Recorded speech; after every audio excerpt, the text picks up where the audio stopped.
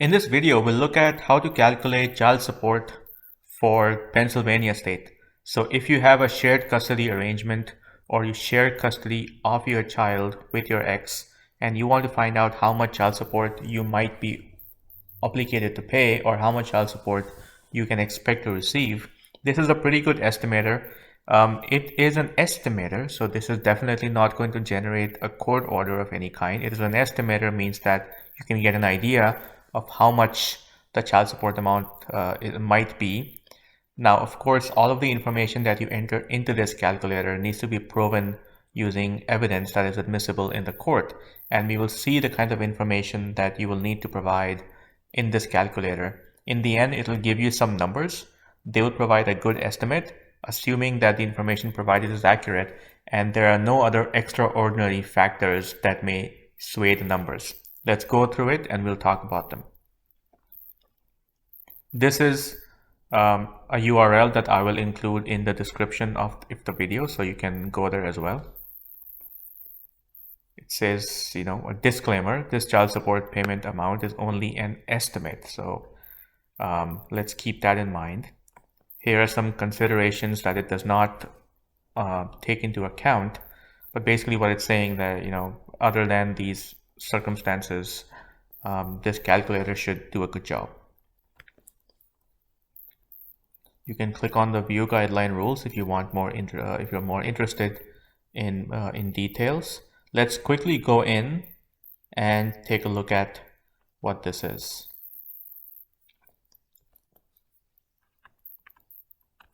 So this is a form right here, expecting some numbers. Country of residence, we will just select county of residence, we will just select Adams for now, but of course feel free to select your county. Number of children in this child support action, let's just, for sake of simplicity, let's assume there's only the one child. Gross income of the non-custodial parent. For purposes of this example, let's say the gross income is $5,000 a month for the non-custodial parent and the tax filing status is single. There are other options in this drop-down, but let's assume it's single. Number of dependents claimed on taxes. If it's just a non-custodial parent and the child does not live with the parent the majority of the time, then let's just say the child is not claimed as a dependent. But if there are dependents, of course, feel free to enter the number here. It pre-fills the state tax rate and the local tax rate. If there's a reason for this number to be different, then you may change that number. Alimony, spousal support, and alimony pendant light. This is applicable in cases where you are paying or receiving spousal support or alimony. In this case, let's just keep it simple. Let's say there's no alimony on either side. Childcare expenses.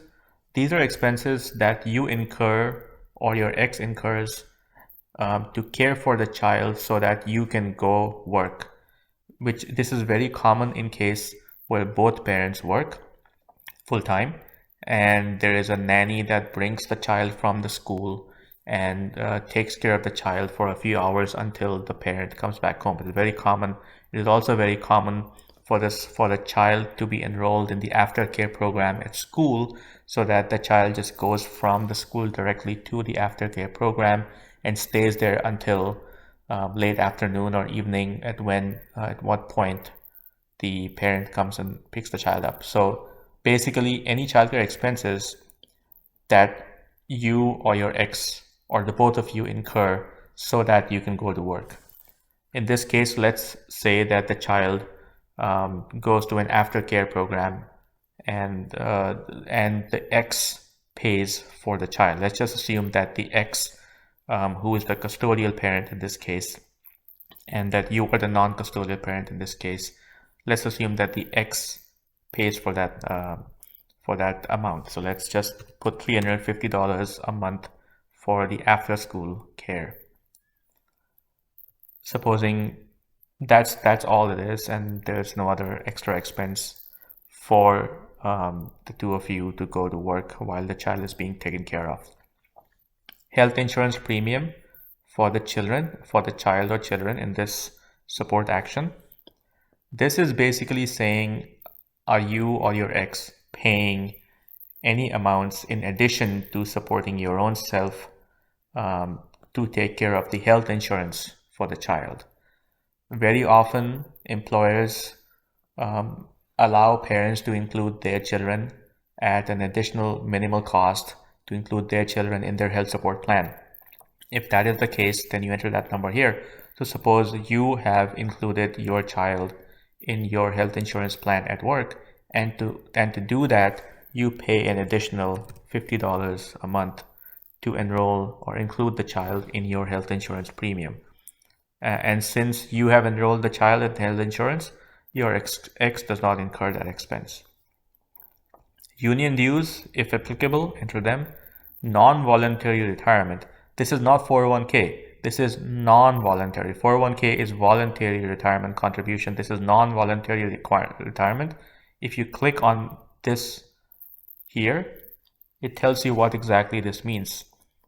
Non-voluntary retirement is usually paid by employees of local municipalities, counties, state, and federal government offices or agencies. This is not 401k, right? So if this applies to you, feel free to enter it. But otherwise, we'll just leave it out. Let's quickly go here to the custodial parent. Suppose the custodial parent earns $4,000 a month, and tax filing status, maybe head of household, most likely, because if they have the child with them majority of the time, they'll probably enter head of household. But this is something that you can find out from them. And if you know this is good. If you don't know it, it might change the numbers a little bit. But we just enter whatever best we know. Number of dependents claimed on taxes. Let's say they claim the child as a dependent on their taxes. And no alimony here, that we're assuming no alimony. We've already entered $350 for childcare expenses that the custodial parent pays. And we've already talked about health insurance. You are paying the $50, so your ex does not have to pay it. Union dues, non-voluntary retirement. Enter the numbers if applicable. Let's continue. Here are some more questions. Again, it reminds you child support payment amount is an estimator, is only an estimate. Let's look at this. Does the children spend 146 overnight visits or more during the year with a non-custodial parent? If this is the case, check this box. Do you have any other monthly expenses for the children, such as private tuition, summer camp, private lessons? You might have these expenses. If you have them, feel free to check the box. Do the children receive any social security payment based on a parent's death, disability, or retirement?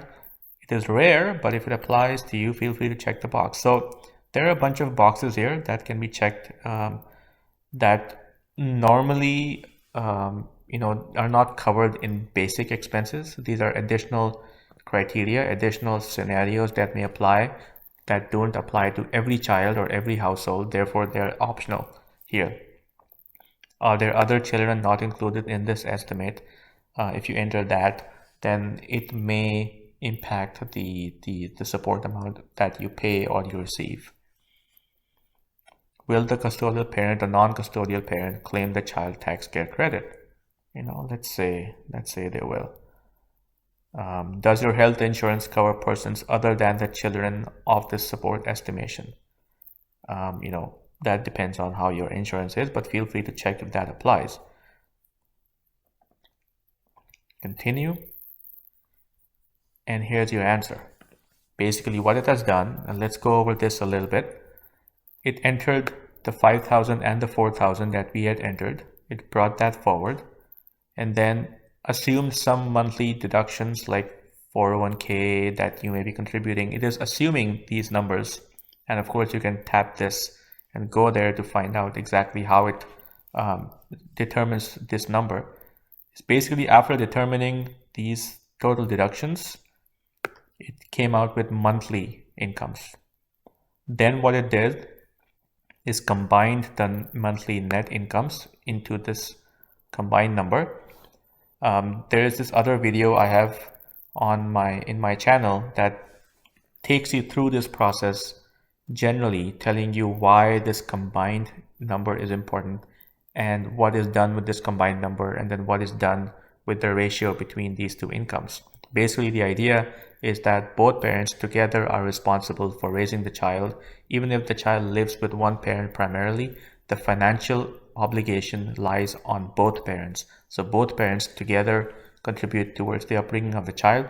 And what the courts do is that they take the total combined net income, and based on that, they determine a reasonable estimate on how much the parents might be spending on this child. So wealthier parents are expected to give their children a higher standard of living.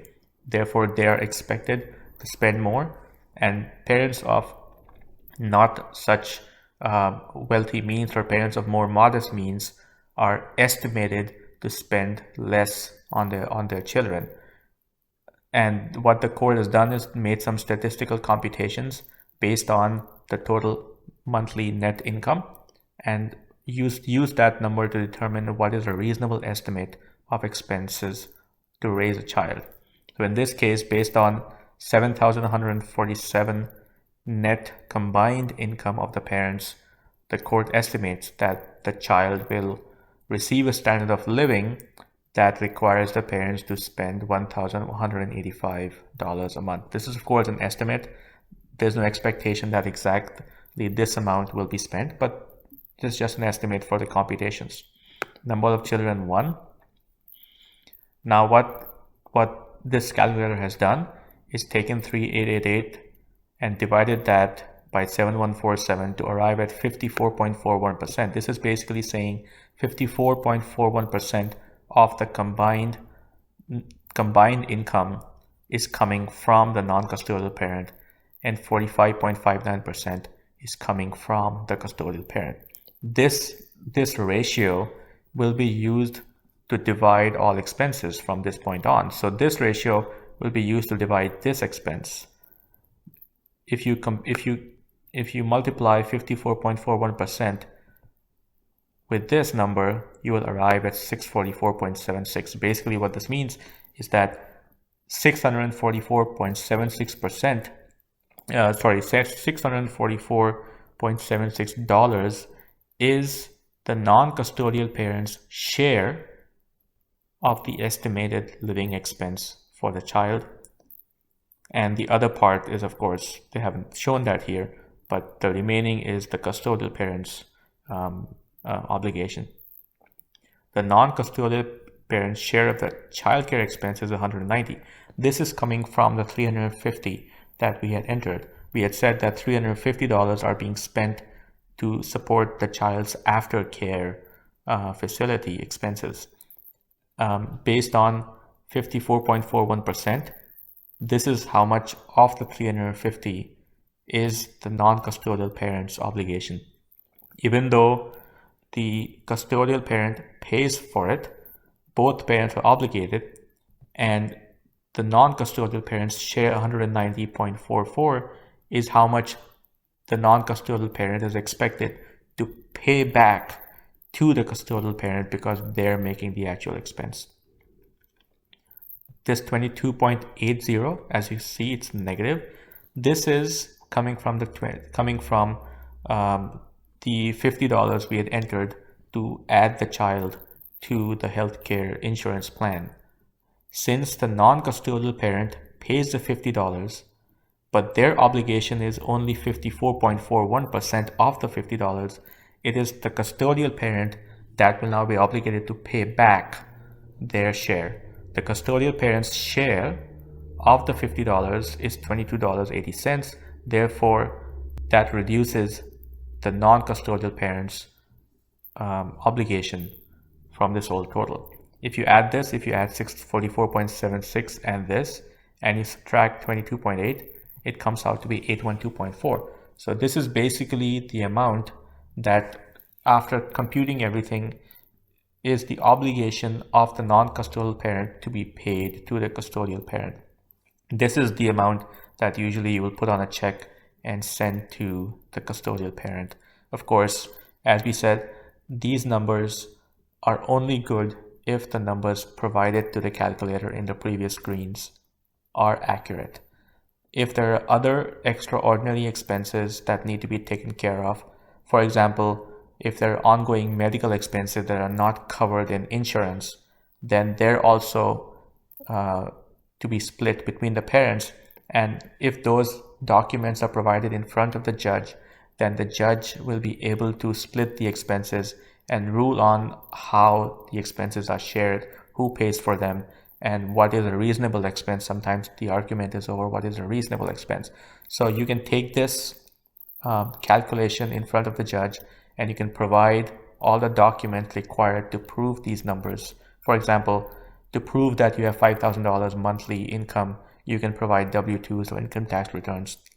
To prove that you have paid $50 health insurance, you can provide your pay stubs, or you can provide the benefits information documentation that shows that you pay $50 a month consistently.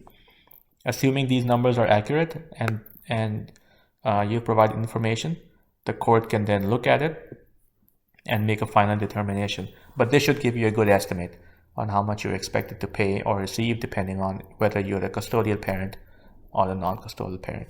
Of course, you can print this, and when you print this, you can attach this to your motion, to your petition to modify child support, or your response to a petition to modify child support. Although this could all be done without an attorney, it is always a good idea to just double check with an attorney just to make sure that you have entered these numbers where they should have been entered, and to make sure that there are no special circumstances that you can take advantage of for the benefit of your child, and that the evidence that you're providing will be admissible in court. So an attorney can give you that information, and it is always a good idea to consult with an attorney.